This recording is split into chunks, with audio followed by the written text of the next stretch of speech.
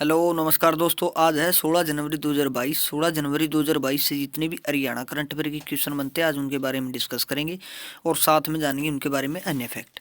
Last में आपके लिए क्वेश्चन जिससे आपकी तैयारी का पता चल सके। वीडियो के डिस्क्रिप्शन में इसका पीडीएफ है, चाहे तो आप डाउनलोड कर सकती हैं। और मैं तो बोलूँगा दोस्तों, आप पीडीएफ डाउनलोड किया करो और उसको थोड़ा सा पढ़ लिया करो सुबह सुबह, ताकि आपको आपके माइंड में अच्छे से इसको फिट हो जाए। तो चलते हैं दोस्तों पहले क्वेश्चन की ओर। सीईटी की तैयारी में लग जाओ दोस्तों, क्योंकि अब सभी भर्तियां सीईटी के माध्यम से होगी और जो भी सीईटी में अच्छा स्कोर करेगा लगभग उसी को ही नौकरी मिलेगी। भाई सपैर्स का जमाना आगा आगा जमा बिल्कुल कम होता जाने लग रहा है। बेरा होगा अब सीटर कितने फंसे जाने लग रहे हैं। तो भाई जो पढ़ेगा वही लगेगा। और इन्हीं बातों के साथ सेशन शुरू करते हैं आज का। हरियाणा के किस खिलाड़ी को ओलंपिक पोडियम स्कीम में शामिल किया गया है? तो दोस्तों ये किया गया है ए और बी, यानी कि दीक्षा नगर और यश को। अब जान लेते हैं दोस्तों इनके बारे में थोड़ा सा। हरियाणा की गोल्फर दीक्षा डागर और जूडो खिलाड़ी यश टारगेट ओलंपिक पोडियम स्कीम में शामिल किया गया है। केंद्रीय खेल मंत्रालय की ओर से राष्ट्रीय खेल महासंघ के प्रशिक्षण और प्रतियोगिता के वार्षिक कैलेंडर के तहत एथलीटों को आर्थिक सहायता दी जाती है। इसी के तहत इनको दोनों को शामिल किया गया है दोस्तों। अगले क्वेश्चन की ओर चलते हैं। उत्तर भारत का पहला अर्ली केयर सेंटर कहाँ खोला जाएगा? तो दोस्तों ये खोला जाएगा रोहतक में। अब इसके बारे में जान लेते हैं दोस्तों थोड़ा सा। दिव्यांगजनों के लिए उत्तर भारत का पहला अर्ली केयर सेंटर रोहतक के सिरतार में खोला जाएगा। केंद्र सरकार ने इसकी स्वीकृति प्रदान कर दी है। हरियाणा पहला ऐसा राज्य है जो दिव्यांगजनों को सर्वाधिक पेंशन दे रहा है। मंडल स्तर पर हर बुधवार को दिव्यांगता का प्रमाण पत्र बनाया जाता है।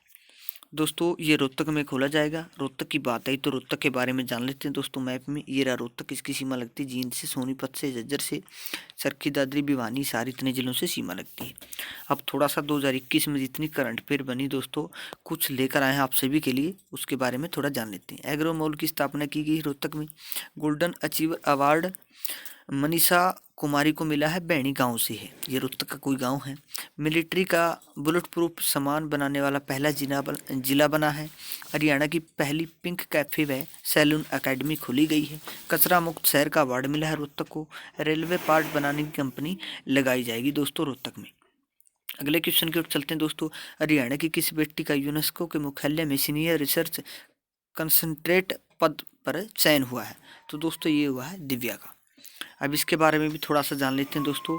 कलायत की बेटी दिव्या का संयुक्त राष्ट्र शैक्षणिक वैज्ञानिक एवं सांस्कृतिक संगठन यूनेस्को के पेरिस स्थित मुख्यालय में सीनियर रिसर्च कंसल्टेंट पद पर चयन हुआ है। वे जर्मनी से पीएचडी की तालीम हासिल करने के बाद आर्थिक सहयोग एवं विकास संगठन ओईसीडी पेरिस में इंटर्नशिप कर रही थी, इसलिए उनका यहाँ पर ये सिलेक्शन हुआ है। दोस्तों ये कैथल से संबंध रखती है।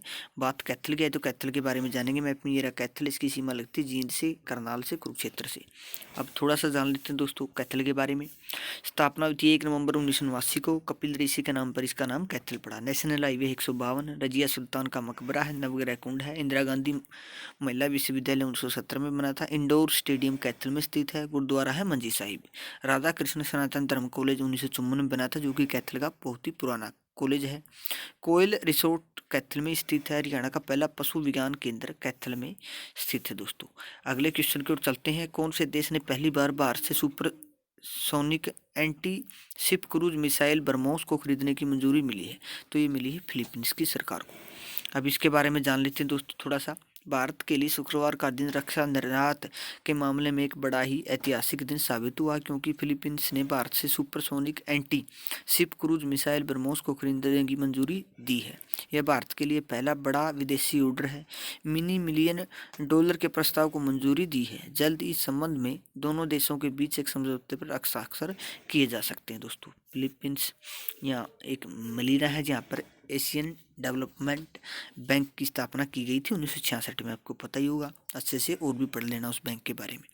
अगले क्वेश्चन की ओर चलते हैं। हाल ही में कौन से खिलाड़ी अंडर 19 की वुमेन सिंगल कैटेगरी में दुनिया की नंबर 1 खिलाड़ी बनी है? तो ये बनी है दोस्तों ये तस्नीम मीर।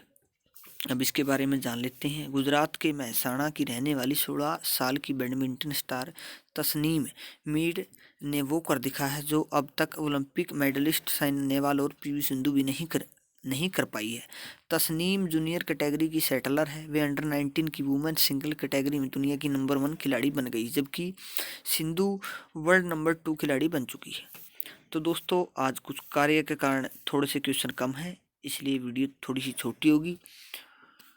तो जो क्वेश्चन दिए है और आप अच्छे से खुद से मेहनत करने से पेपर पास होते हैं। आपको पता होगा अंधेरा पूरी भाई माँ में बताई जावा उन तक कोई फ़ायदा को नहीं हुआ। खुद ने मेहनत करनी पड़ेगी। ये तो एक रास्ता है बस भाई, इस तरह भी पढ़ा जा सका है। बस सुबह सुबह कुछ क्वेश्चन आपके लिए दे दिया, आपको अच्छे लगे हैं उसके लिए भाई बहुत बहुत धन्यवाद। आप कमेंट भी करो हो, बहुत ही अच्छा लगा है भाई बच्चे पढ़ा है। देखो ये किसी ने नहीं बेरा होंगे कौन सा क्वेश्चन कहाँ से आएगा। कई बच्चे कह दे ये क्वेश्चन आवा को नहीं, देख भाई बेरा किसी ने कौन होंगे। आप पे एक जो पैटर्न दे रखे है उसका अनुसार ही बता सका हाँ। और यह करंट अफेयर है, इन्हें क्वेश्चन ने तोड़ मरोड़ कर पेश कराया जावा है। कोई दूसरा चैनल आ किस तरह बताए दे है, या जो भी पूछने का तरीका है जिसका वो और तरह पूछ ले है। बाकी क्वेश्चन ये रहोगे, केसवान है तो केसवान नहीं रहोगा उसका उत्तर नू तो है को नहीं, और इसरो है तो इसरो ही रहोगा। इस तरीके से तरह तोड़ मरोड़ गए। अब पुस्तकों हो, पढ़ने वाले बच्चे हो, अच्छी मतलब अच्छा एक आपका नेचर है नहीं, उसकी भी पढ़ाई के साथ साथ सुधारने की कोशिश करो। बहुत ही अच्छा लगेगा, आपके माँ बाप का भी नाम रोशन होगा, खुद का भी नाम रोशन होगा, अच्छे जिक्रे चल लगे तारे। कल हमने आपसे एक सवाल पूछा था, इसरो का नया चेयरमैन किसे नियुक्त किया गया है, तो इसका जवाब था एस सोमनाथन। आप सभी ने इसका राइट आंसर दिया, थैंक यू सो मच। आप ऐसे ही बस मेहनत करते रहो भाई, और क्या कर सको। पीछे हो तो भाई पीछे बरकटें ची दिया हो किसी ने वो खाए जाएगा, फिर पाछा पाछा फिरी जाइयो, फिर वो कर्जा के 2 रुपये सैकड़ा के अब पी पड़े जाइयो। इससे अच्छा वह पढ़ लो, 3 महीने रह रहे हैं सीटी के, मालिक सुन लेगा। बहुत से ऐसे बालक देखे जिसका घर हाँ जमानो क्या कर रहने दाने समड़न हो रहे थे, नौकरी लग गई। क्यों लग गई? मैं खुद ने मेहनत करी है, मैं किसी का पाछा कौन बाजी। अरे जी किसी का पाछा बाज जोगे जो आरपी पड़े में और ख़राब कर दोगे, किसी का बुकावन आई हो। आज का सवाल है, हरियाणा की किस कंपनी ने ऊर्जा संरक्षण पुरस्कार 2020 जीता है, तो इसका जवाब आपको कमेंट बॉक्स में लिखना। आपको पता ही होगा, जितनी जानकारी उसके बारे में लिखा करो। भाई इन्हीं बातों के साथ वीडियो को समाप्त करते हैं, मिलते हैं फिर हर रोज़ की तरह। तब तक देखते रहिए हमारा चैनल एच गुरु। जय हिंद।